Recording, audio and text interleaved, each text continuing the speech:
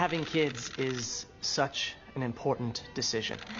Listen, I enjoy Idiocracy. I think it's funny. I'm a huge fan of Mike Judge, but every time an Idiocracy video is on YouTube or TikTok, I usually see people saying this is a documentary now, or this was a documentary, and it's just not true, and we need to speak on that. The first thing I want to bring up is that intelligence isn't just automatically transferred, genetically speaking. Like, you don't just inherit the intelligence of your parents, and every human being is basically the product of not just two people, but as many as 128 people before them.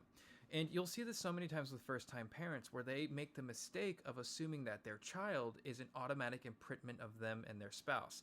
So when the child fails, they develop an insecurity because it feels like the failure of their child is an indictment on their limitations as a parent. When you'll have these same parents have a second child, and when they have a second child and realize that the second child is so much different than their first, they realize that, oh, the genetic makeup of my children is a lot more than just me and my spouse. Does this mean that smart parents can have dumb children and dumb parents can have smart children?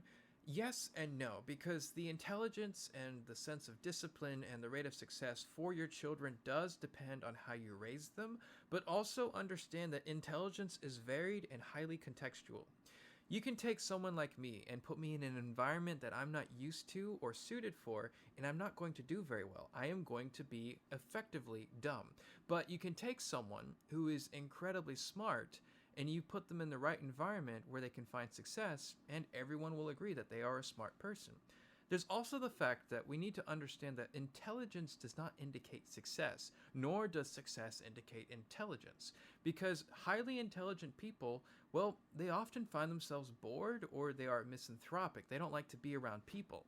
And you'll find that there are a lot of very intelligent people who don't really have very successful lives because they would prefer to live a hedonistic lifestyle or simply just pursue things that they find interesting as opposed to finding some degree of personal success for themselves. Essentially what I'm trying to say is that the idea of smart is usually the right person with the right talents in the right environment, and what we consider dumb is the wrong person with the wrong talents in the wrong environment.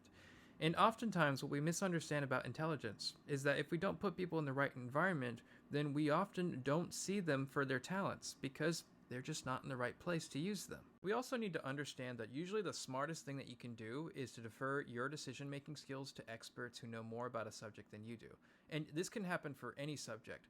Take dirt, for instance. You can study dirt and soil for years and still not know very much about the subject. Something as simple as that in your mind can be very complex if you're not careful. And we often forget that some of the smartest people in the world were very smart about one specific thing. Not about everything, but just one specific topic. And if you were to talk to them about a bunch of other topics, well, their level of intelligence probably wouldn't be above average. Again, I don't have a problem with Idiocracy. I've seen it 2 or 3 times. It's a funny comedy, but we need to stop acting like the world is becoming dumber because there are really smart people all around you.